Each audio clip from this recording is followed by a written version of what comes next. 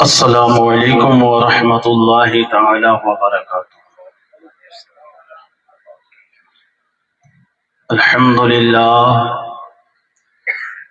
للہ کفا وسلام علی عبادہ الذین اصطفى، اما بعد فاعوذ باللہ من الشیطان الرجیم، بسم اللہ الرحمن الرحیم۔ ألا إن أولياء الله لا خوف عليهم ولا هم يحزنون۔ صدق الله وصدق رسول الله صلى الله تعالى عليه وسلم۔ حضرات محترم، بڑی خوشی اور شادمانی کی بات ہے کہ اگرچہ ابھی ٹائم جو ہے 1 بج گیا ہے، لیکن آپ کی ہماری یہ سعادت مندی کی بات ہے کہ ابھی بھی ہم اور آپ ایک اللہ کے ولی کے سائے تلے ہیں۔ یہ مقدر کی بات ہوتی ہے، اور آپ لوگ جو ہے شاید کل بھی تھے، کئی شب سے لگاتار اس جگہ پہ ہیں۔ آپ لوگوں کی اور ہماری قسمت کی معراج ہے کہ ہم اللہ کے مقدس دوست، جسے اللہ نے اپنا یار اور دوست کہا ہے قرآن پاک میں، ان سے محبت کرنے والے ہیں اور ان کے آستانے پہ لگاتار حاضری کا شرف حاصل کر رہے ہیں۔ تو زیادہ دیر گفتگو نہیں ہوگی، تھوڑی دیر گفتگو ہوگی۔ صرف آپ لوگوں سے گزارش ہے کہ آپ لوگ ساتھ میں دیں، ساتھ رہیں اور تھوڑی دیر بغیر گفتگو سماعت کریں۔ آئیے میں اپنی عادت کے مطابق سب سے پہلے یہ کلام آپ تک پہنچا رہا ہوں۔ اس سے قبل حصول برکت کے لیے درود پاک پڑھیے۔ اللہ رب محمد صلی اللہ علیہ وسلم، نحن عباد محمد صلی اللہ علیہ وسلم، صلی اللہ تعالی علیہ وسلم۔ کعبے میں ہو مزدوری،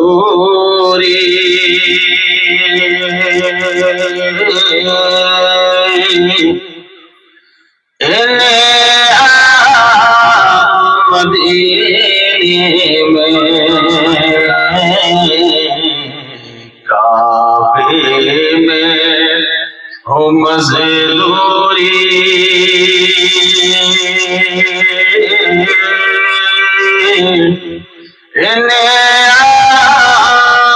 مدینے میں کعبے میں ہو مزدوری،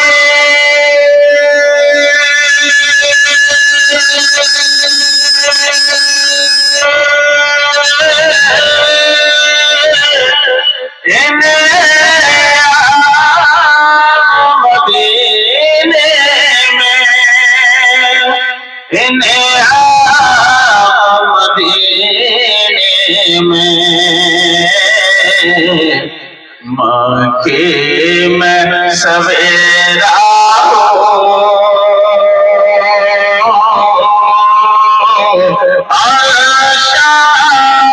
مدینے میں، مکے میں سویرا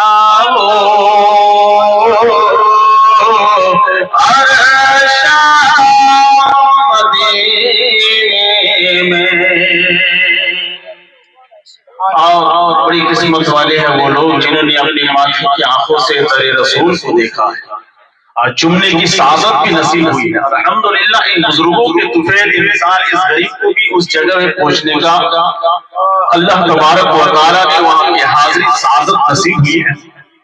تو شعر ملحظہ فرمائے، مکے میں سویرا اور مدینے میں، قسمت کا سکندر ہے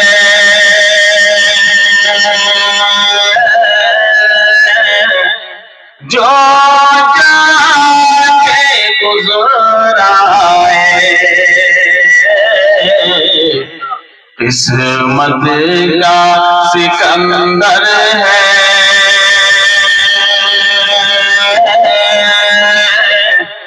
جو جا کے گزرائے قسمت کا سکندر ہے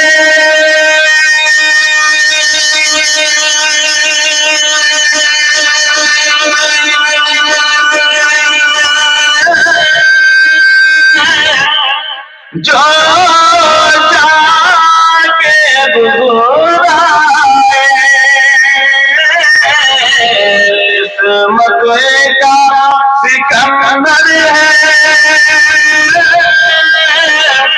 جو جا کے گزرائے جو جا کے گزرائے کیا ایک صبح مدینے میں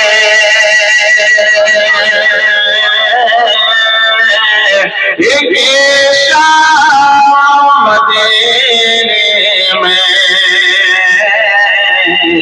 ایک صبح مدینے میں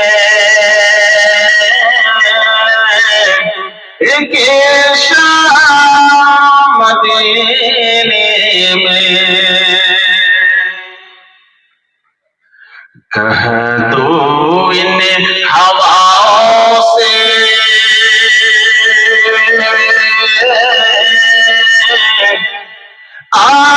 آہستہ قدم رکھے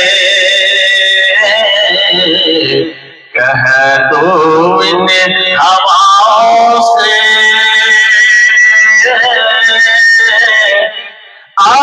آہستہ قدم رکھے کہہ دو ان ہواؤں سے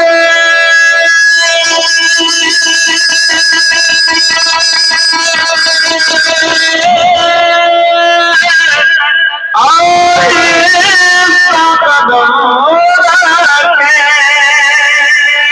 رکھے کہہ دو ان ہواؤں سے آہستہ قدم رکھے آہستہ قدم رکھے کیوں کرتے ہیں میرے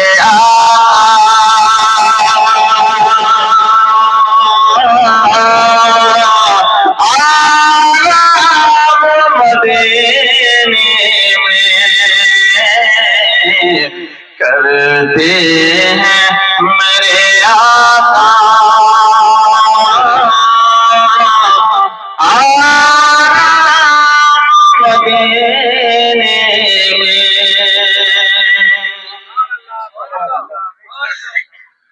ہر ظلم کے بدلے میں آقا نے دعائیں دی میرے نبی کو لوگوں نے کسی طریقے سے نہیں ستایا لیکن میرے نبی نے سب کے لیے دعائیں کی جیسے آج آپ نے یہاں پہ دعا سنا ہے آپ نے جو ہمارے سید نور القادری شبداری صاحب قبلہ نے جو دعا مانگی ہے اپنے لیے بیگانوں کے لیے سب کے لیے دعا ہوئی میں یہیں پہ موجود تھا واقعی میں ایسی دعا جو ہے نا بہت کم لوگ مانگا کرتے ہیں نا تو آج سرکار کے بارگاہ میں جو میں نے دعا کی کلمات سنا حضرات سے تو میرا دل باغباں ہو گیا اور دعا ہوں کہ اللہ ہر شخص کو ایسی دعا مانگنے کی توفیق دے یہ جن کی بارگاہ میں آپ بیٹھے ہیں نا بہت بڑی بارگاہ ہے ان کا مقام بہت اونچا ہے انشاءاللہ تھوڑی دیر گفتگو ہوگی تو میرے سرکار کو لوگوں نے کیسے کیسے نہیں ستایا لیکن میرے آقا نے مسکرا کر کے سب کے لیے دعا کی تو یہی طریقہ آج ہمارا ہونا چاہیے ہم اس نبی کے غلام ہیں مکے میں سویرا اور شام مدینے میں ہر ظلم کے بدلے میں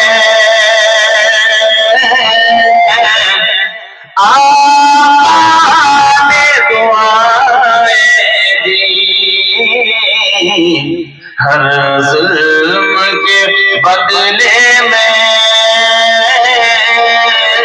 آقا نے دعائیں دی، ہر ظلم کے بدلے میں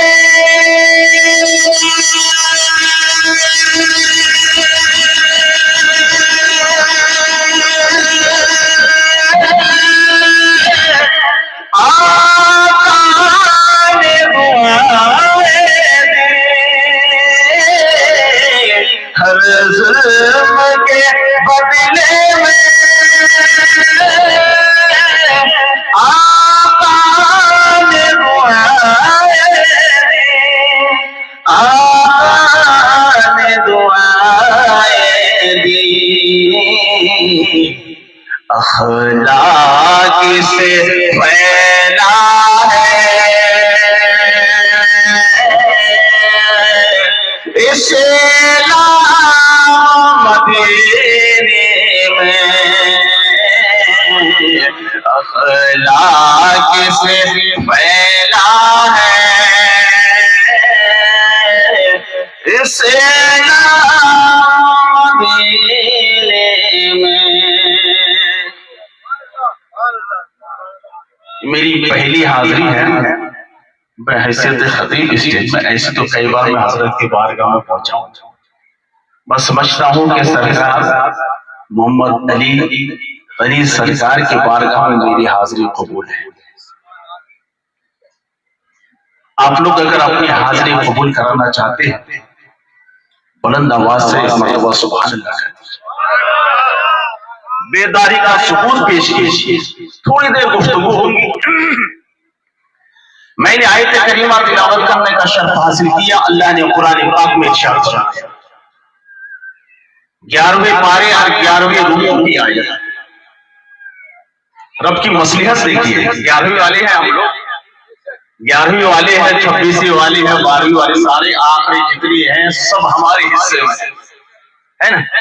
بڑی قسمت والے ہم، اپنی قسمت پر جتنا ناز کریں کم ہے، اس لیے کہ ہم اللہ کے ولیوں سے دوستانہ رکھتے ہیں، جن کو رب نے اپنا دوست کہا، اپنے یار کہا، ان کے یار کی بارگاہ میں آج آپ کے ہماری حاضری ہو رہی ہے۔ یہ غنی سرکار بہت بڑی بارگاہ ہے، نبی کے آل سے اولاد علی ہے، آپ جانتے ہیں ان کے ادب و احترام ہم پر فرض ہے۔ میرے آقا صلی اللہ علیہ وسلم ارشاد فرماتے ہیں، وَمَن مَاتَ عَلَىٰ حُبِّ آلِ محمد صلی اللہ علیہ وسلم مَاتَ مُؤْمِنًا۔ مشکوٰۃ شریف کے اندر حدیث ہے، ترمذی شریف میں بھی حدیث پاک موجود ہے، اور آگے فرماتے ہیں وَمَن مَاتَ عَلَىٰ حُبِّ آلِ محمد صلی اللہ علیہ وسلم مَاتَ شہیدًا۔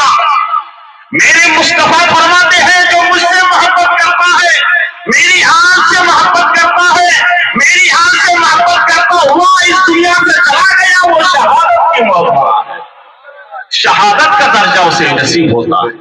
اور ایک حدیث میں آقا فرماتے ہیں جو میری اہل بیت اطہار سے محبت کرتا ہوا، عقیدت رکھتا ہوا، الفت رکھتا ہوا اس جہاں سے گزر جاتا ہے، وہ ایک سچا نبی کا عاشق ہو کے جاتا ہے، یعنی مومن کامل ہو کے دنیا سے جاتا ہے۔ یاد رکھو، گارنٹی کے ساتھ کہتا ہوں، آپ کے اعمال صحیح اگرچہ نہ ہو، ہم گنہگار کیوں نہ ہو، کیوں نہ ہو، نماز ہمارے پاس کیوں نہ رہے، لیکن اگر ایمان پر آپ کی موت ہو گئی میدان محشر میں کامیاب ہو۔ اگر ہزاروں عبادتیں رہے، سجدے رہے، لیکن ایمان پر اگر موت نہیں ہوئی ہے تمہاری عبادت میدان محشر میں تمہارے دھوپے پہ پھینک دیا جائے گا۔ اسی لیے اللہ والے ہمیشہ دعا کرتے ہیں، یہ اللہ والے کی دعا رہتی ہے، اللہ ہمیشہ مجھے ایمان کی سلامتی عطا کرے۔ اور آپ اور ہم ہیں کہ اللہ مجھے دولت دے دے، اللہ مجھے بنگلہ دے دے، اللہ مجھے کوٹھی دے دے۔ زندہ باد، بہت بڑی بات ہے۔ اللہ تبارک و تعالیٰ نے ارشاد فرمایا الا ان اولیاء اللہ لا خوف علیہم ولا هم يحزنون۔ اب قرآن کا تیور دیکھیے، اس مرد کی مصلحت کی حال ہے، اس کی اگر تشریح ہو تو مفسرین کرام نے کئی کتابوں کی شکل میں لکھ ڈالی۔ الا یہ عربی جو محاورہ ہے، کسی سینٹینس کے سامنے، کسی جملے کے سامنے اگر الا آ جاتا ہے اس کو بتا خبردار، ہوشیار۔ بجلی کے کھمبے پہ آپ دیکھے ہوں گے لال دھتی پہ لکھا رہتا ہے ڈینجر، ہوشیار۔ کیوں؟ اس لیے رہتا ہے اس کے اوپر جاؤ گے تو تمہاری جان جانے کا خطرہ ہے۔ اور یہ بجلی ہے، بجلی کرنٹ ہے، یہ اپنا بیگانہ نہیں دیکھتا، تمہیں اپنی چپٹ میں لے کے مار ڈالے گا، تمہاری جان نکل جائے گی۔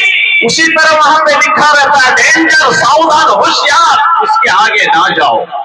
اللہ تبارک و تعالیٰ نے آیت کے شروع میں فرمایا الا، خبردار، ہوشیار، یہ میرے حبیب کی بارگاہ ہے جس سے میں بے پناہ محبت کرتا ہوں، اور ان کی بارگاہ میں آؤ، ادب کے دائرے میں آؤ، ان کی زبان کے بارگاہ میں، ان کے شان میں اگر زبان درازی کرو گے تو تمہارے ایمان چلا جائے گا، تو دنیا میں برباد۔ وہاں پہ جانے سے جان کا خطرہ ہے، اور اولیاء اللہ کی شان میں گستاخی کرنے سے ایمان چلے جانے کا خطرہ ہے۔ الا، خبردار، ان اولیاء اللہ لا خوف علیہم ولا هم یحزنون، بے شک اللہ کے ولیوں کو نہ خوف ہے نہ کوئی غم ہے۔ اللہ کے ولیوں کو کوئی خوف نہیں ہے، کوئی غم نہیں ہے۔ کیوں نہیں ہے؟ اس لیے نہیں ہے جو اللہ کے ولی ہوتے ہیں اللہ کی رضا انہیں حاصل ہوتی ہے، اور جن کو اللہ کی رضا حاصل ہو گئی، جنہوں نے اللہ کی رضا حاصل کر لیا، اسے کسی کا خوف نہیں ہوگا، نہ انہیں دنیا کے کسی بادشاہ کا خوف ہوگا، نہ دنیا کو انہیں کسی ظالم کا خوف ہوگا، نہ دنیا کو انہیں کسی غریبے بڑھنے کا خوف ہوگا۔ وہ خوف رکھتے ہیں تو صرف اللہ وحدہ کا خوف رکھتے ہیں۔ جبھی تو اللہ تبارک و تعالیٰ نے فرمایا جو میرا ہو جاتا ہے ساری کائنات کو میں اس کے قدموں میں ٹھوک دیتا ہوں۔ جبھی تو آپ دیکھ رہے ہیں اس جنگل کے اندر محمد علی سرکار آواز فرما رہے ہیں، نہ انہیں شیروں کا ڈر ہے، نہ اسے چیتوں کا ڈر ہے، نہ یہاں درندوں کا ڈر ہے، نہ پرندوں کا ڈر ہے، نہ کسی جانور کا ڈر ہے۔ یہ بے خوف ہوا کرتے ہیں۔ اللہ تبارک و تعالیٰ جانوروں کو بھی ان کے قدم بوسی کے لیے بھیج دیا۔ یہ اللہ والوں کی شان ہوتی ہے۔ اور ولی کی پہچان، ولی کی پہچان یہ ہے کہ انہیں دیکھو تو خدا یاد آ جائے، ان کی صحبت میں بیٹھے تو پل پل زبان سے درود پاک کا ترانہ آ جائے۔ آج ماشاءاللہ یہ ہمارے حضرت نور القادری شلقاری صاحب قبلہ مقدس اللہ علی والنورانی، آپ دیکھتے ہیں حضرت کے بعد چند لمحے بیٹھ جاؤ تو آپ کو اللہ اس کے رسول کی یاد آ جائے۔ یہ نیک لوگوں کی علامت ہے۔ نیک لوگوں کے ساتھ نہ بیٹھنا عبادت، لوگ نہ نیک لوگوں کے ساتھ میں چند لمحے گزارنا یہ عبادتوں میں شمار کیا جاتا ہے۔ تو اے کنڈالی والوں، اے سرکار کی چاہنے والوں، غنی سرکار سے محبت کرنے والوں، خوشیاں مناؤ کہ اللہ نے تمہیں یہ وقت عطا فرمایا ہے کہ اتنے بڑے بزرگ سے تمہیں محبت کرنے کی توفیق عطا فرمایا۔ یقیناً آؤ، سرکار کی بارگاہ میں آؤ، لیکن آؤ نہ تو عقیدت کے ساتھ آؤ، اس لیے کہ آپ دل میں آپ جو لے کے آتے وہ سرکار کو معلوم، سرکار سب جانتے ہیں، غنی سرکار کو سب معلوم ہے۔ بہار شریعت میں مفتی امجد علی صدر الشریعہ رحمۃ اللہ علیہ فرماتے ہیں جب ہم قبرستان میں جاتے ہیں، کسی قبر کے پاس جاتے ہیں، جب سلام کرتے ہیں السلام علیکم ورحمۃ اللہ، یا السلام علیکم یا اہل القبور، سلام کرتے ہیں، ہمارے سلام کا جواب بھی دیتے ہیں، اور وہ پہچانتے بھی ہے کہ کون آنے والا ہے، آنے والا کون آیا ہے، سلام کیا ہے۔ اب فاتحہ پڑھتے وہ سنتے ہیں، اب سورہ اخلاص پڑھتے وہ بھی سنتے ہیں، اب پورے فاتحہ پڑھتے ہیں، قرآن کی تلاوت کرتے ہیں، درود شریف پڑھتے ہیں، سب کچھ صاحب قبر سنتے ہیں، اور تمہارے سلام کا جواب بھی دیتے ہیں۔ یہ اور کسی کا عقیدہ ہوگا کہ جو مر جاتا مٹی میں مل جاتا، ارے ہم کو تم تو ہمارے نبی کی بات کیا کرتے ہو، نبی کے غلام اپنے قبروں میں زندہ ہے، نبی کے غلاموں کے غلاموں کے غلام زندہ ہے، تو نبی کی تو بات الگ ہے۔ تو یہ غنی سرکار کی بارگاہ میں جب بھی حاضری ہو دل کی دنیا کے ساتھ آؤ، با ادب آؤ، با کرینہ آؤ، با وضو سرکار کی بارگاہ میں حاضری کا شرف حاصل کرو۔ یہ کئی ساری خصوصیات محمد علی گنی سرکار کو حاصل ہے۔ تو سب سے بڑی بات ہے کہ نبی کے آل ہے، اولاد علی ہے، جن کا ادب و احترام ہم پر فرض ہے، واجب نہیں ہے، فرض ہے۔ میرے آقا فرماتے ہیں میری اہل بیت کی محبت کشتی نوح کی طرح ہے، جو شمار ہو گیا کامیاب ہوا، جو کشتی پہ شمار نہیں ہوا وہ برباد ہو گیا، ہلاک ہو گیا۔ اسی لیے اگر آپ کامیابی چاہتے ہو، کامران ہونا چاہتے ہو، تو غنی سرکار سے محبت کرنے والا ہو جاؤ، آلے نبی اولاد علی سے عقیدت رکھنے والا ہو جاؤ، تاکہ میدان محشر میں نبی کی شفاعت تمہارے لیے حلال ہو جائے۔ میرے آقا صلی اللہ علیہ وسلم فرماتے ہیں جس نے میرے اہل بیت اطہار سے محبت کی وجبت لہو شفاعتی، اس کے لیے میری شفاعت واجب ہو گئی۔ تو یہ نبی کے آل اولاد علی ہے۔ ہم بڑے قسمت والے ہیں کہ ہم سرکار کی بارگاہ میں حاضر دے رہے ہیں۔ ایک مرتبہ جھوم کے درود شریف پڑھ لیجیے، اللہم صلی علی سیدنا و مولانا محمد معدن الجود والکرم وآلہ وبارک وسلم، صلاۃ و سلام علیک یا رسول اللہ صلی اللہ تعالی علیہ وسلم۔ کہتے ہیں کہ جہاں ذکر حبیب ہوتا ہے خود خدا بھی قریب ہوتا ہے، جہاں ذکر حبیب ہوتا ہے خود خدا بھی قریب ہوتا ہے۔ ایسی محفل میں بیٹھنے والے شخص بڑے خوش نصیب ہوتے ہیں۔ تو آج آپ اور ہم بڑے خوش نصیب ہیں کہ اللہ والوں کے ذکر کی محفل میں آپ اور ہم اکٹھے ہوئے ہیں۔ اگر رب نے ہماری حاضری قبول فرما لی تو سمجھ لو ہمارے لیے کل میدان محشر میں ضمانت ہو گئی۔ ایک بات یاد آ گئی مجھے، ہمارے بڑے پیر غوث اعظم دستگیر رحمت اللہ تعالی علیہ، غوث اعظم رضی اللہ تعالیٰ عنہ فرماتے ہیں جب تک میں کسی کو اجازت نہیں دیتا ہوں اس کی زبان پر میرا نام نہیں آ سکتا۔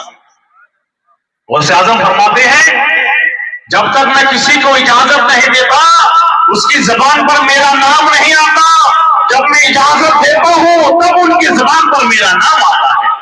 تو یاد رکھو بڑے پیر کا میں نے ذکر کیا، آپ اور ہم سب مل کے ذکر کیے تو ہمیں غوث اعظم کی اجازت نصیب ہے جو ہم غوث الورا کا ذکر کر رہے ہیں۔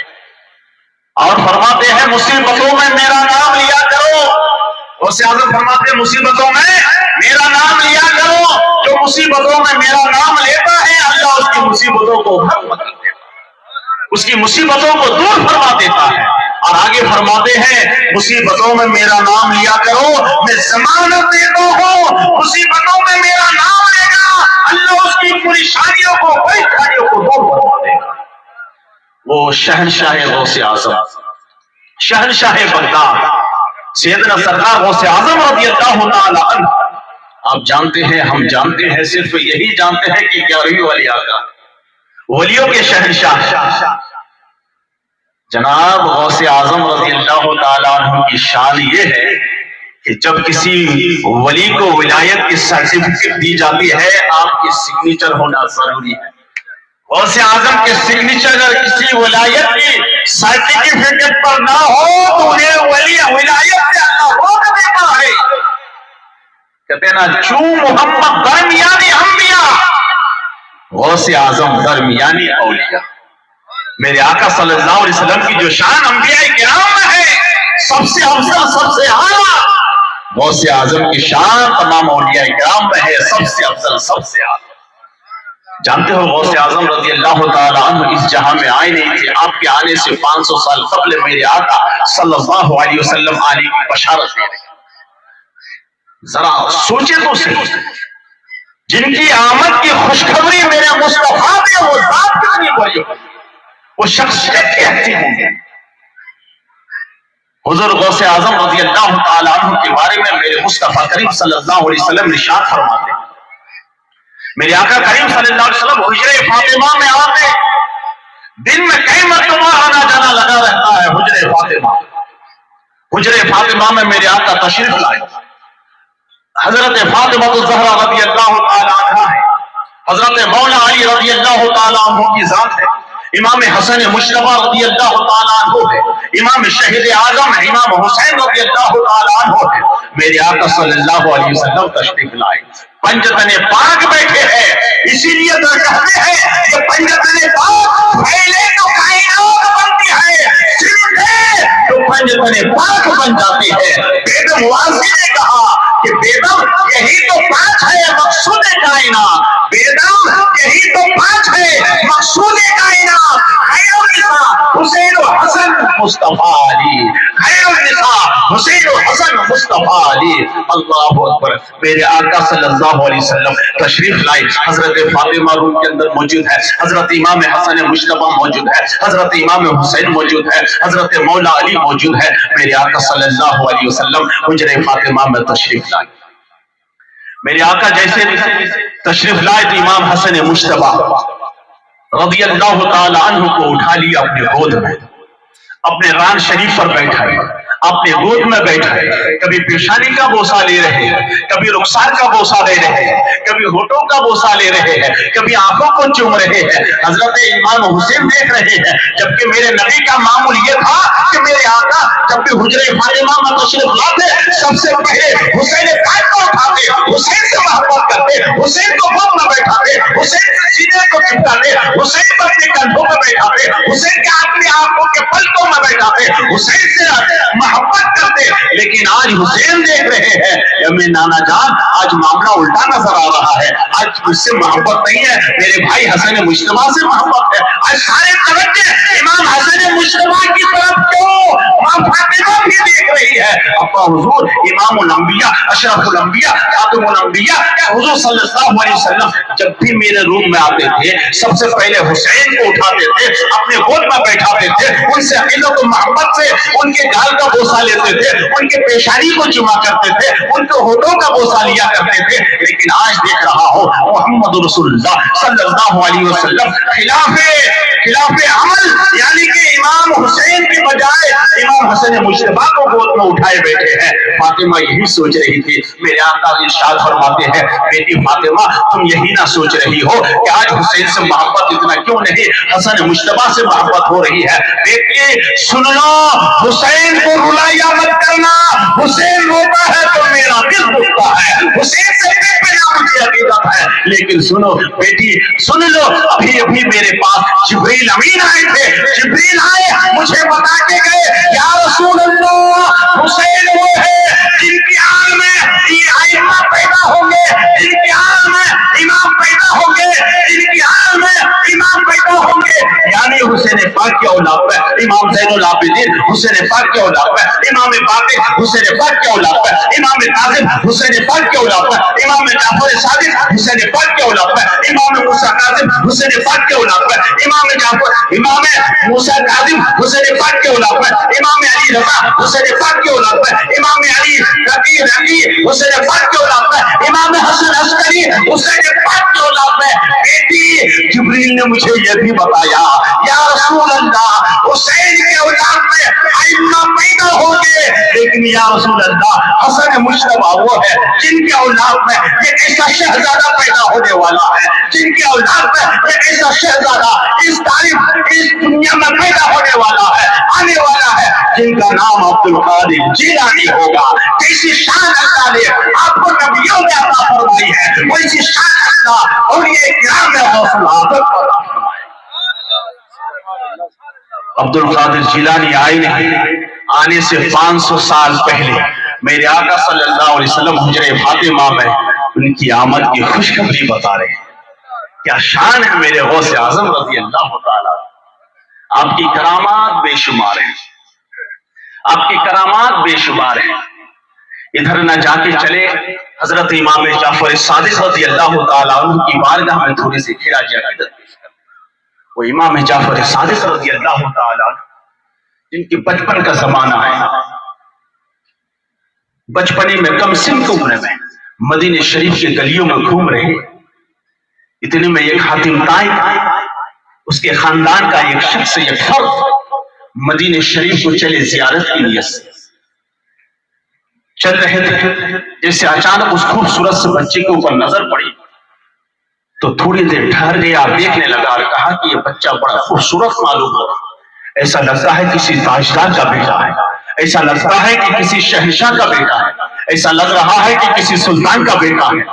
آہستہ آہستہ اس بچے کے قریب پہنچا اور کہا بیٹا بتاؤ تمہارا نام کیا ہے؟ تم کون سے؟ کیا تمہارے والد فلا فلا ہے؟ اچھے خاندان کے معلوم ہو رہے ہو، لیکن یاد رکھو حاتم طائی کے خاندان کا وہ شخص کیسا ہے؟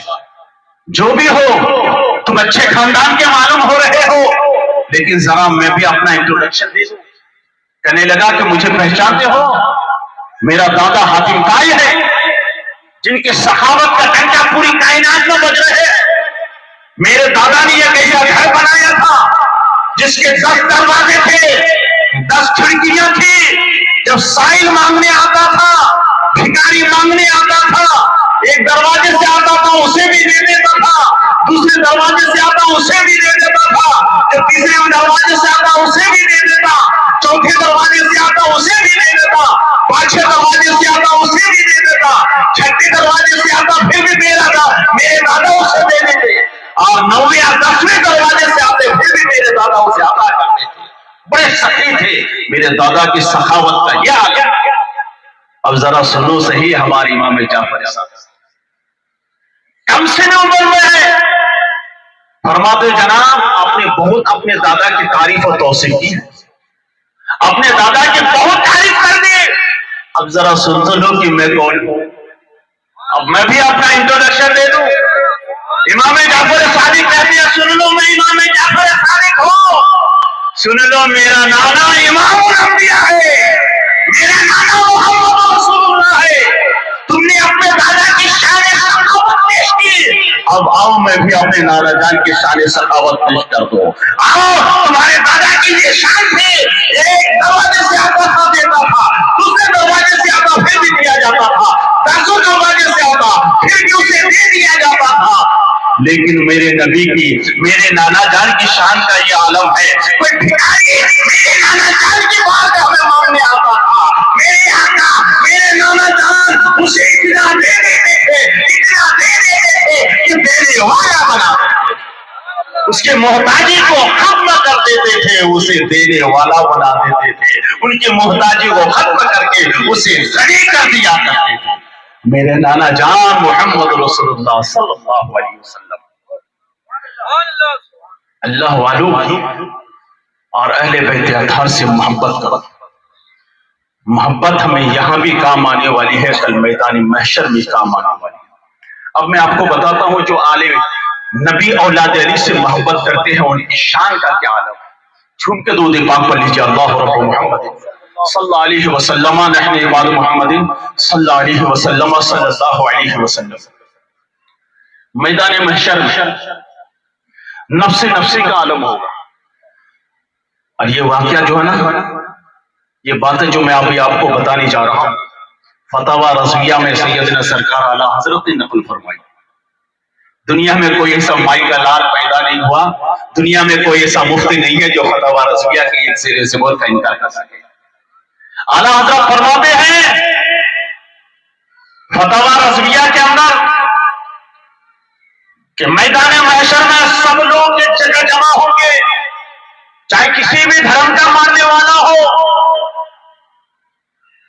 کوئی بھی دھرم کا پالنہار کیوں نہ ہو، میدان محشر میں سب ایک ہی جگہ پہ جمع ہوں گے۔ چھوٹا ہو وہ بھی رہیں گے، بڑا ہو وہ بھی رہیں گے، غریب ہو وہ بھی رہیں گے، امیر ہو وہ بھی رہیں گے، سلطان وہ بھی رہیں گے، بادشاہ وقت کیوں نہ ہو، میدان محشر میں سب کو ایک ساتھ جمع ہونا ہے۔ ہندو ہو، مسلم ہو، سکھ ہو، عیسائی ہو، ہر دھرم والے کو میدان محشر میں ایک جگہ جمع ہونا ہے، اور سب کی زبان پر نفسی نفسی کا عالم ہوگا، سب پریشان حال ہوں گے، اور سب میرے مصطفیٰ کو ڈھونڈ رہے ہیں، سب میرے آقا کو تلاشیں گے۔ اعلیٰ حضرت فرماتے ہیں سب میرے آقا کو تلاشیں گے، یہاں تک کہ حضرت خلیل اللہ علیہ السلام بھی میرے مصطفیٰ کو تلاشیں گے۔ یہ اور بات ہے تو اپنے لیے امان تصور کریں گے، کہتے ہیں جو ان سے مستغنی ہوا ہے خلیل اللہ کی حاجت رسول اللہ کی، وہ جہنم میں گیا جو ان سے مستغنی ہوا، وہ جہنم میں گیا جو ان سے مستغنی ہوا ہے خلیل اللہ کو حاجت رسول اللہ کی۔ میدان محشر میں ہر انسان پریشان परेशान हाल होंगे, लेकिन सबकी जबान पर सिर्फ मेरे मुस्तफा का तराना होगा। सब मेरे मुस्तफा को तलाशेंगे, सब मेरे आका को ढूंढेंगे, सब इमामुल अंबिया को तलाश करेंगे, सब मोहम्मद रसूलुल्लाह को ढूंढेंगे। लेकिन इन बीच में मेरे आला हजरत फरमाते हैं मेरे मुस्तफा की भी कुछ लोगों को तलाश करेंगे। सब लोग नबी को ढूंढेंगे, मोहम्मद रसूलुल्लाह को तलाश करेंगे, मेरे आका कुछ लोगों को ढूंढा करेंगे और पहचान लेंगे। मेरे मुस्तफा फरमाएंगे फला तो इधर आ, फला तो इधर आ, फला तो इधर आ, फला तो इधर आ, तुम इधर आओ। आज हाल ये है कि सब मुझे ढूंढ रहे हैं, मैं तुझे ढूंढ रहा हूं।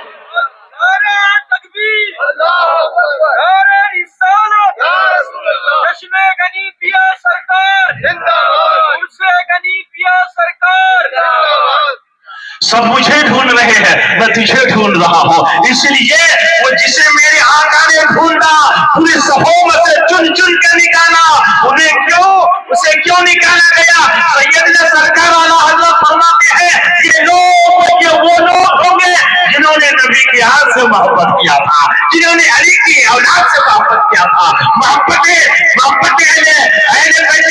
जिसके दिल में था उन्हें नबी चुन चुन के निकालेंगे और फरमाएंगे तुमने मेरी आल से दुनिया में मोहब्बत किया था, तुमने मेरी आल के से अकीदत रखा था, तुमने अली की औलाद से मोहब्बत किया था, आज उसका बदला ये दे रहा हो। वजबत लहू शफाअती, तुम लोगों के लिए मेरी शफाअत वाजिब।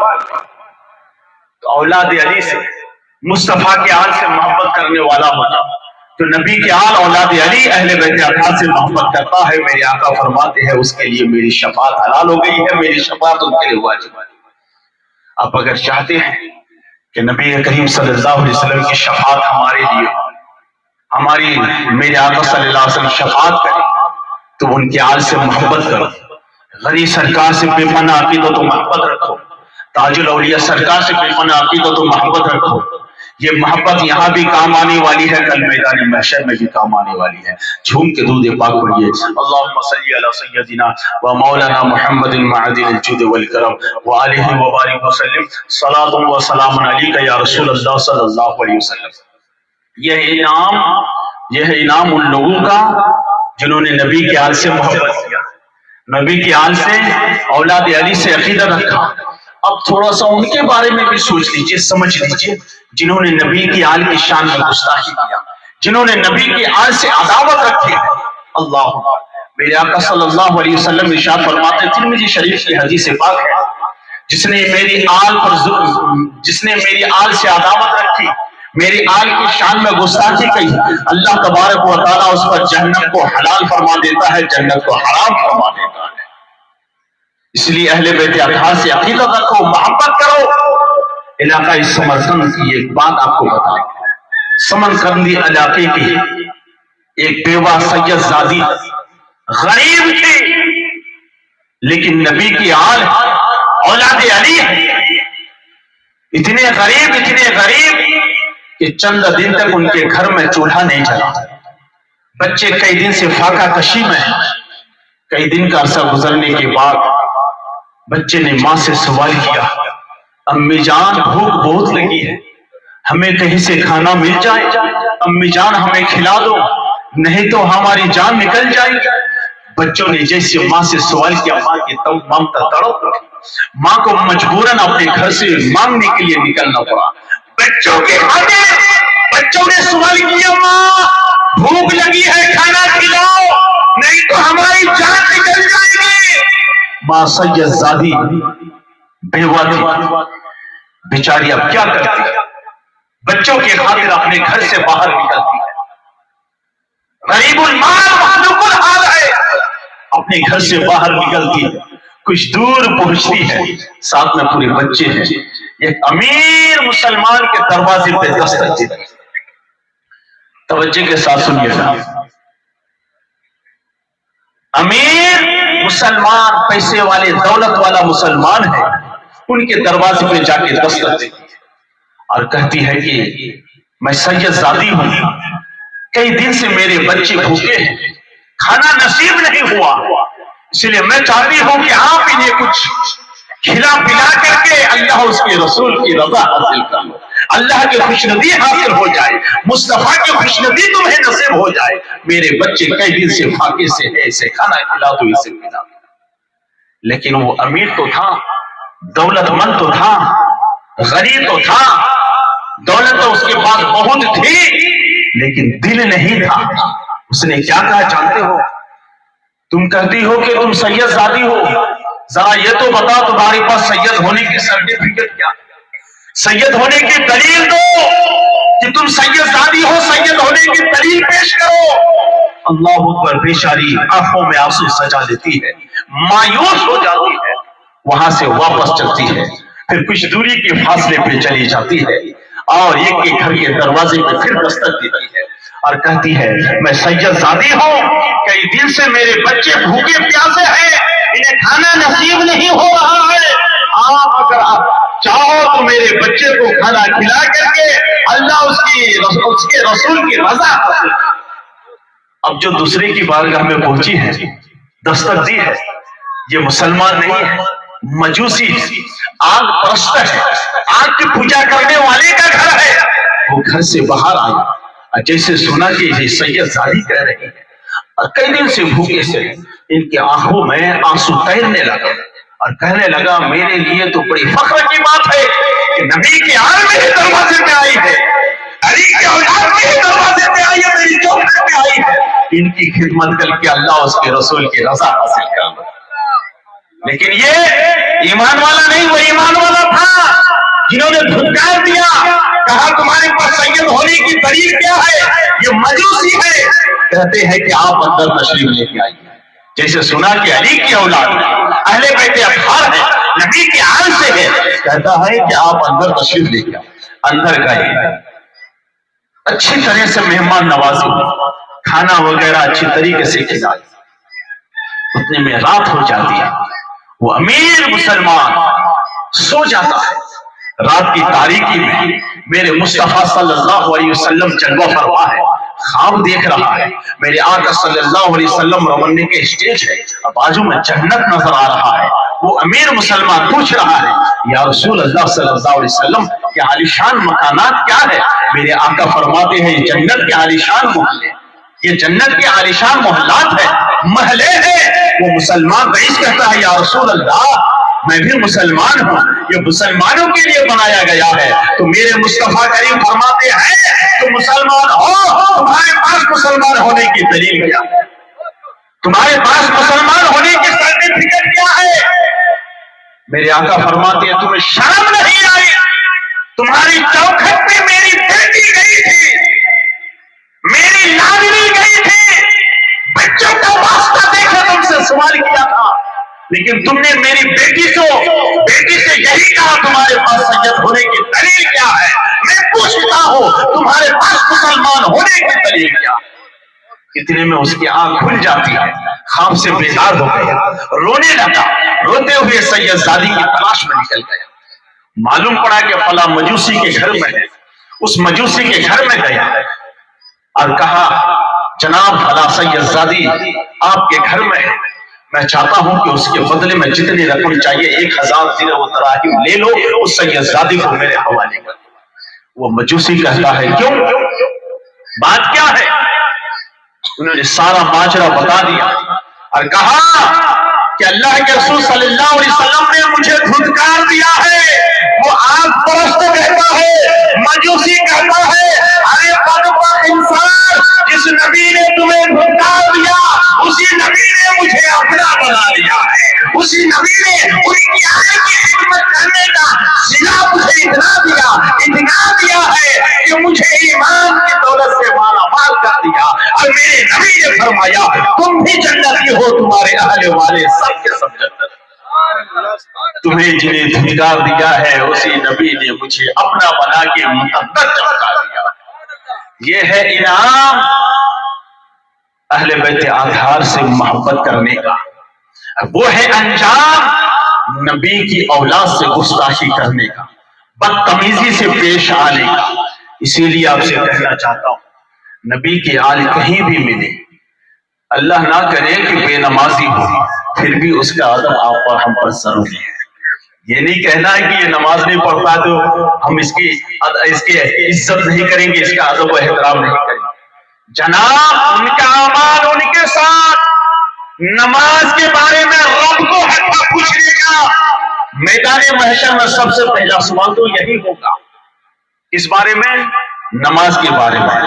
لیکن آپ کو وہ حق نہیں ہے، نسب میں سب سے افضل ہے، آپ سے بہتر ہے، نبی کے آل سے ہے، اولاد علی ہے، اگرچہ نماز پڑھے یا نہ مارے، اگر نہیں بھی پڑھتا اللہ نہ کرے کہ کوئی ایسا سید ہو یا غیر سید، مومن ہے تو نمازی ہونا چاہیے، اگر نہیں بھی پڑھا تو آپ کے لیے ان کا ادب و احترام کرنا ضروری ہے۔ تو جب نبی کی آل سے عقیدت رکھتا ہے، وہ سرکار فرماتے ہیں اس کی جب موت ہوتی ہے انہیں شہادت کا درجہ نصیب ہوتا ہے اور وہ مومن کامل ہو کے مرتا ہے۔ اور جو میرے اہل بیت اطہار سے عداوت رکھتا ہوا مرتا ہے، اللہ اس کو جنت کو حرام فرما دیتا ہے، جنت کو حلال کر دیتا ہے۔ یہ انعام ہے اور یہ انجام ہے ان لوگوں کے لیے جو میرے آقا صلی اللہ علیہ وسلم کی آل سے، ان کے اولاد سے عقیدت رکھتے ہیں، تو اللہ کی طرف سے انعام ہی انعام ہے۔ اور جو زبان درازی کرتا ہے ان کے لیے بہت بڑا انجام ہوتا ہے۔ جھوم کے درود پاک پڑھیے، اللہم صلی علی سیدنا و مولانا محمد و آلہ وبارک وسلم، صلاۃ و سلام علیک یا رسول اللہ، صلاۃ و سلام علیک یا حبیب اللہ صلی اللہ علیہ وسلم۔ سرکار محمد علی غنی سرکار رحمت اللہ تعالی علیہ کے بارگاہ میں آپ کی ہماری حاضری ہو رہی ہے۔ ایک بات بتاؤں، یہ اللہ کے ولی حدیث قدسی ہے، آپ سمجھیے گا حدیث قدسی کسے کہتے ہیں؟ حدیث کی بہت ساری اقسام ہیں۔ حدیث قدسی اس کو کہتے ہیں فرمان رب کا ہوتا ہے، زبان مصطفیٰ کی ہوا کرتی ہے، اسے حدیث قدسی کہتے ہیں۔ فرمان رب کا ہوتا ہے، زبان مصطفیٰ کی ہوتی ہے، حدیث قدسی میں ہے۔ میرے آقا فرماتے ہیں جو اللہ کے ولی کسی چیز کو کرنے کا ارادہ کرتا ہے، رب اس کا ہاتھ بن جاتا ہے جس سے اللہ کے ولی پکڑنے لگتا ہے، رب اس کی زبان بن جاتا ہے جس کے ذریعے سے اللہ کے ولی بولنے لگتا ہے، رب اس کا کان بن جاتا ہے جس سے اللہ کے ولی سننے لگتا ہے، رب اس کا پیر بن جاتا ہے جس کے ذریعے سے اللہ کے ولی چلنے لگتا ہے۔ مطلب یہ ہے ارادہ اللہ کے ولی کرتے ہیں، اس کام کو پورا اللہ تبارک و تعالیٰ کرتے ہیں۔ حدیث قدسی میں میرے مصطفیٰ کریم صلی اللہ علیہ وسلم نے ارشاد فرمایا، لیکن یاد رکھو کوئی بھی ولی ایسے نہیں ملیں گے جو بے نمازی ہو، ایسے ولی ہوتے نہیں۔ کسی اور کے گروپ میں ہوتا ہوں گا لیکن اہل سنت و جماعت میں کوئی ایسا ولی نہیں ہے جو بے نمازی ہو، کوئی ایسے ولی نہیں ہے جن کی آرام گاہ کے پاس میں مسجد نہ ہو۔ آپ نظارہ کرو پوری ہندوستان ہی کے اندر دیکھو، جہاں بھی اللہ کے ولی آرام فرما ہے وہاں مسجد ضرور ہے، اس سے آپ کو آگاہ کر رہے ہیں۔ یہاں پر بھی اس جنگلوں بیابان کے اندر دیکھو، سرکار آرام فرما ہے، بازو میں مسجد نظر آ رہی ہے اور بازو میں دو مدرسہ ہے۔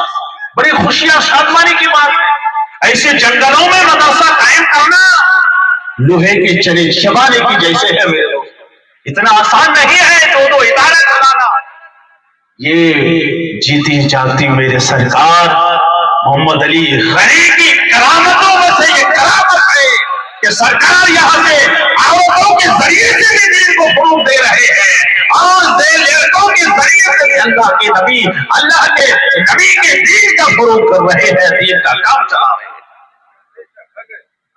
تو آپ سے بھی گزارش ہے، سرکار کے بارگاہ میں آؤ، عقیدت کے ساتھ آؤ، عقیدت کے ساتھ رہو، سرکار کی بارگاہ سے فیض حاصل کرو۔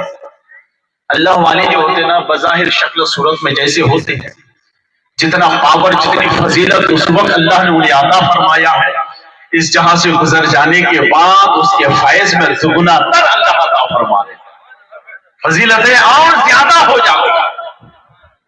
اللہ کے ولیوں کے بارگاہ میں جو بھی آپ پڑھتے ہو، سلام کرتے ہو، مانگتے ہو، ایسا نہیں کہ وہ نہیں سنتے ہیں۔ ہاں ایک طریقہ بتا دیتا ہوں، جب اللہ کے ولیوں کے بارگاہ میں جاؤ، بہت سارے ہمارے بھائی بولتے ہیں کہ میں وہاں گیا فلاں تکلیف تھی، فلاں پریشانی تھی، میری ختم نہیں ہوئی۔ امپوسیبل، ہو ہی نہیں سکتا ہے، گارنٹی کے ساتھ کہتا ہوں۔ مطلب یہ ہے کہ آپ کو دعا مانگنا نہیں، آپ کو طریقہ نہیں، دعا مانگنے کا طریقہ نہیں، اللہ کے ولیوں سے کس طرح سے مانگا جاتا ہے وہ طریقہ آپ کو نہیں ہے، ورنہ اولیاء کرام کے پاس جاؤ، مانگو اور اللہ نہ کرے ہو نہیں سکتا۔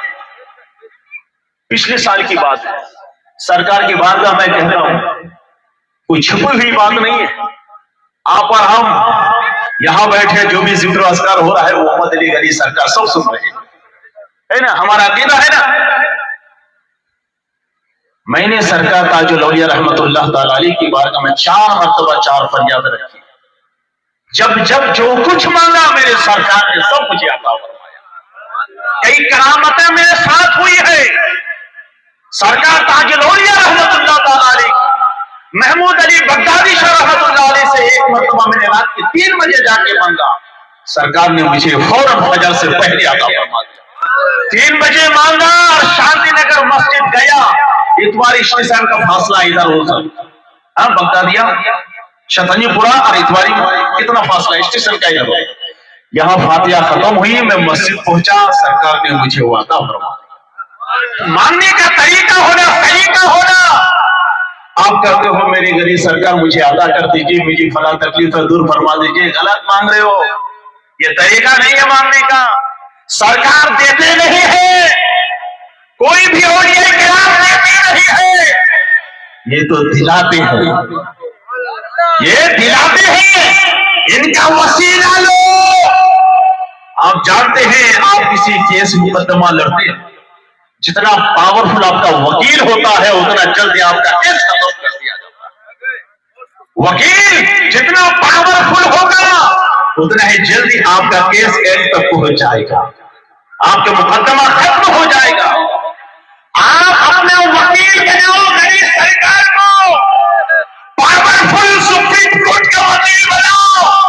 مولا میں گنہگار ہوں سرکار، میں گنہگار ہوں، شیخار ہوں، گناہوں کے دلدل میں پھنسا ہوں، میری غریب سرکار آپ سے میری گزارش ہے، میری یہ تکلیف ہے میرے لیے، آپ رب کے یار ہو، رب کے دوست ہو، آپ کہہ دیں گے فوراً آپ اللہ اللہ کی بارگاہ میں میرے حق میں دعا کر دیں گے، فوراً اللہ آپ کی دعا کو قبول کروا لے گا۔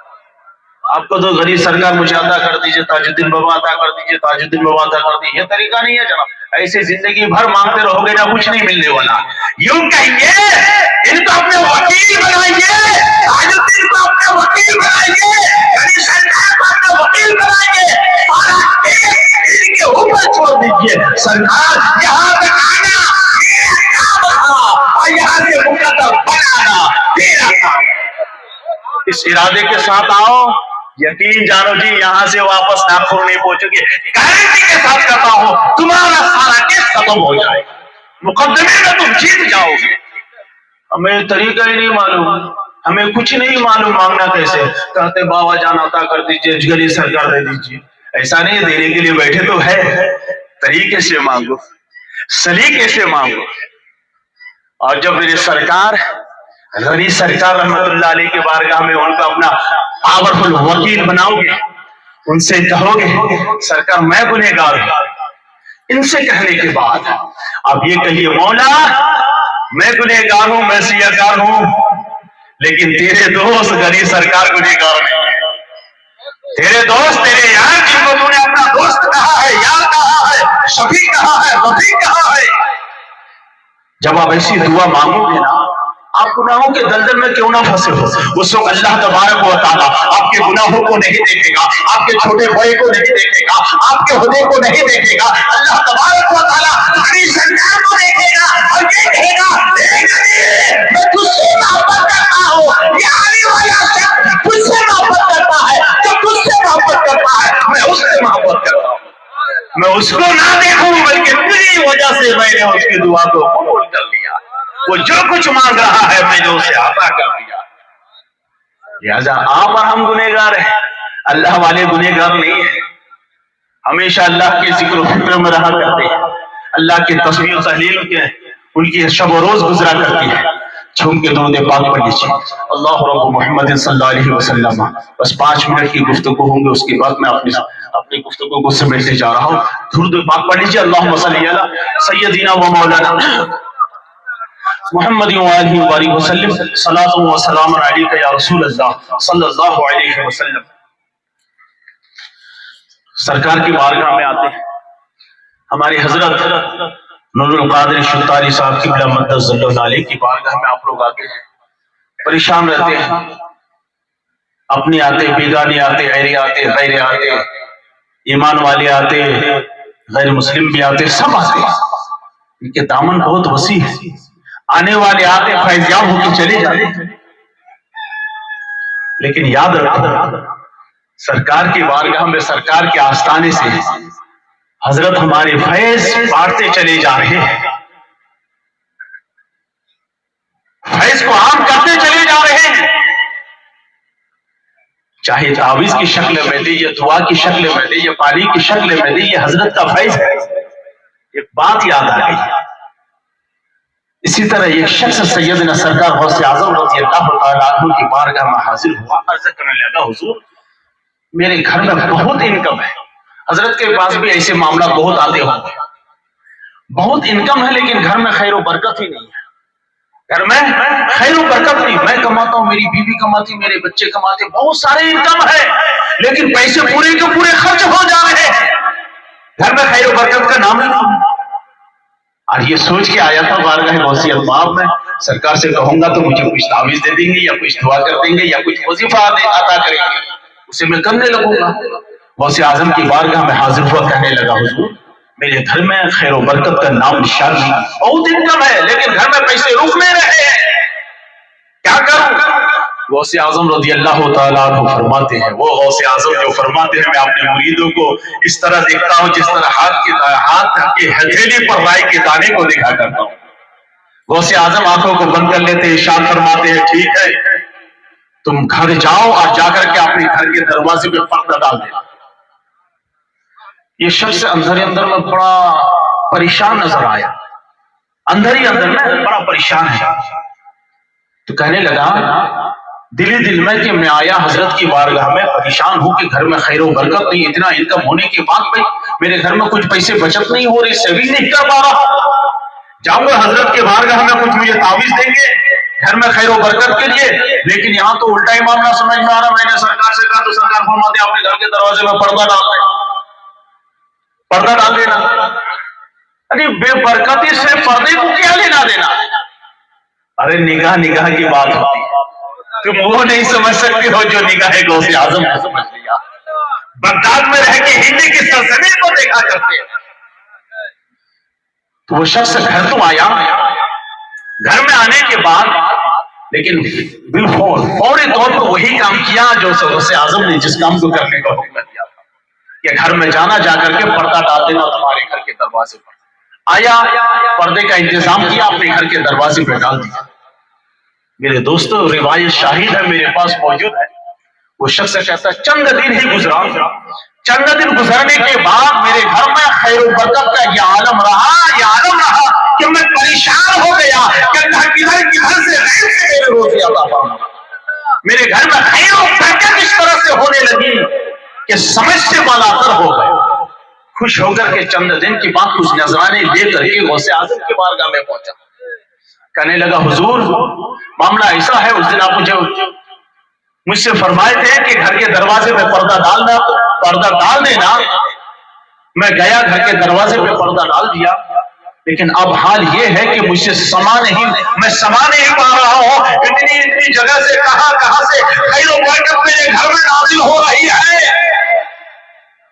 غوث اعظم فرماتے ہیں جو میں نے جانا وہ تم نے نہیں جانا، وہ اس لیے میں نے تمہیں پردے ڈالنے کا حکم دیا تھا، تمہارے گھر کے سامنے جو راستہ ہے، جو روڈ ہے، ادھر سے لوگوں کا جانا آنا لگا رہتا ہے، تمہارے گھر میں بے برکتی اس وجہ سے تھی، خیر و برکت اس لیے اٹھا لی گئی تھی، تمہارے گھر کے سامنے سے بے نمازی گزرتا ہے، بے نمازی کی نظر تمہارے گھر میں پڑنے کی وجہ سے تمہارے گھر سے اللہ نے خیر و برکت اٹھا لیا۔ خیر و برکت کو اللہ نے تمہارے گھر سے اٹھا لیا تھا، اس لیے کہ بے نمازی کا گزر ہو رہا ہے، بے نمازی کی نظر تمہارے گھر میں پڑتی تھی، اس لیے میں نے کہا تھا پردہ ڈال دینا تاکہ بے نمازی کی نحوست سے، بے نمازی کی نظر سے تمہارا گھر محفوظ رہے، اور محفوظ رہے گا تو تمہارے گھر میں خیر و برکت کا نزول۔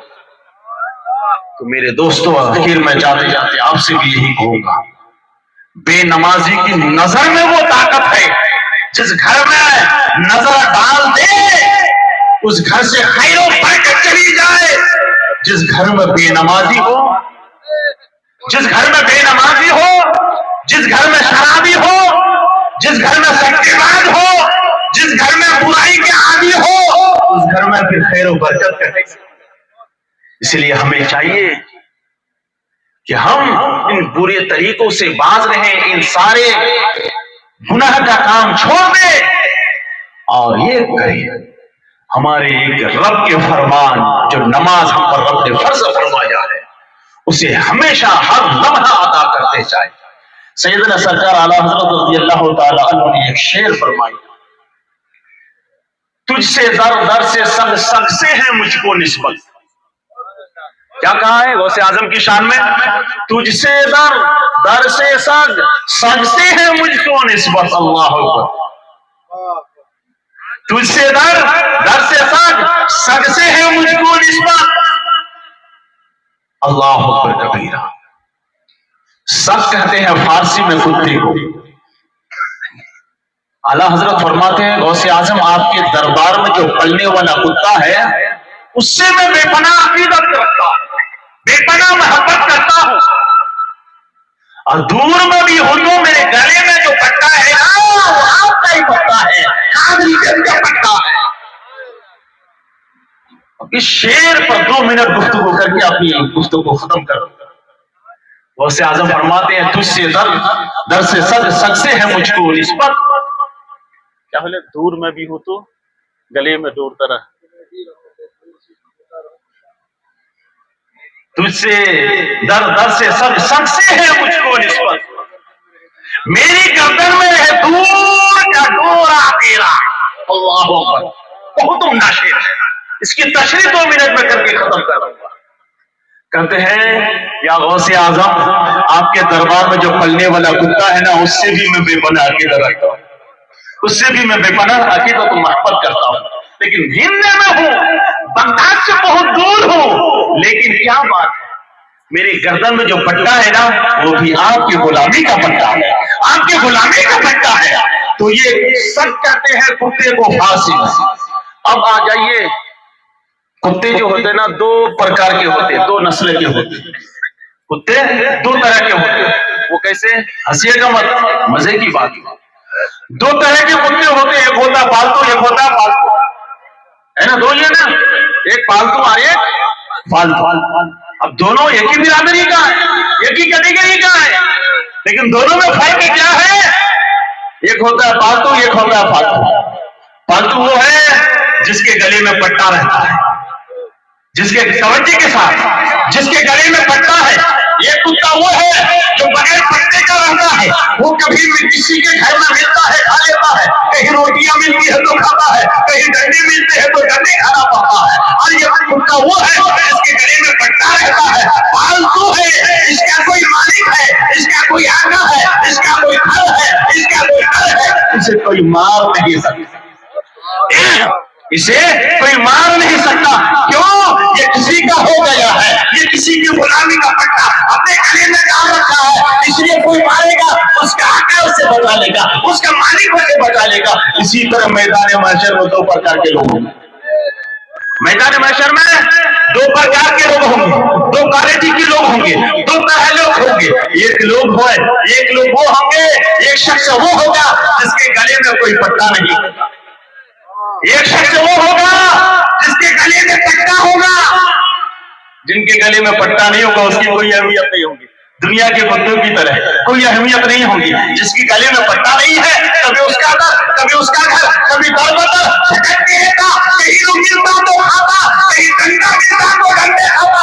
اسی طرح میدان محشر میں 2 طرح کے لوگ ہوں گے، یہ جو بغیر پٹے کے ہوں گے اور یہ پٹے والے ہوں گے۔ گے، جو بغیر پردے کے ہوں گے اس کی کوئی اہمیت نہیں ہوگی، فرشتے اتنی ماریں گے، جہاں جائیں گے رسوائی کا سامنا ہوگا، جہاں جائیں گے بے عزتی کا سامنا ہوگا۔ اور ایک لوگ وہ ہوں گے، ایک شخص وہ ہوگا جس کے گلے میں پٹا ہوگا، قادریت کا پٹا ہوگا، چشتیت کا پٹا ہوگا، نوریت کا پٹا ہوگا، اشرفیت کا پٹا ہوگا، اشرف اللہیت کا پٹا ہوگا، حضور سرکار علی کا پٹا ہوگا۔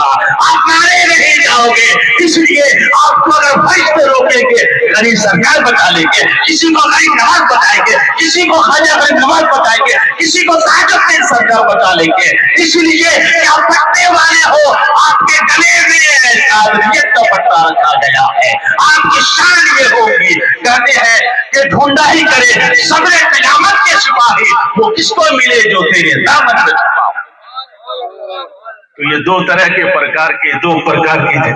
کے انسان ہیں، اس لیے ہمارے گلے میں قادریت کا پٹا ہے، نوریت کا پٹا ہے، چشتیت کا پٹا ہے، علی سرکار کا پٹا ہے، سرکار تاج الاولیاء کا پٹا ہے۔ انشاءاللہ کہیں اگر ہم پھنس بھی گئے تو کہیں تاج الدین بابا بچاتے ہوئے نظر آئیں گے، کہیں پھنس گئے تو تاج الاولیاء بچاتے نظر آئیں گے، کہیں پھنس گئے علی سرکار بچاتے نظر آئیں گے، کہیں پھنس گئے نظام الدین اولیاء بچاتے نظر آئیں گے، کہیں پھنس گئے تو اعلیٰ حضرت بچاتے نظر آئیں گے، مکتوم پاک بچاتے نظر آئیں گے، نماز بچاتے نظر آئیں گے، کہیں پھنس نہ جائے تو غوث اعظم سے بچاتے نظر آئیں گے۔ میرے دوستو، اسی لیے آپ سے کہتا ہوں اللہ والوں سے محبت رکھو، اللہ والوں سے عقیدت رکھو، اللہ والوں کی بارگاہ میں جانا آنا لگا رکھو، یہی اپنی آخر بتاؤ۔ اللہ کی بارگاہ میں دعا، مولا تبارک و تعالی آج کی بیان میں اگر کوئی شرعی غلطی ہوئی ہے تو میں ناچیز استغفر اللہ ربی من کل ذنب واتوب الیہ کے ساتھ اپنی گفتگو کو ختم کر رہا ہوں۔ وآخر دعوانا الحمدللہ رب العالمین۔ السلام علیکم ورحمۃ اللہ تعالی وبرکاتہ۔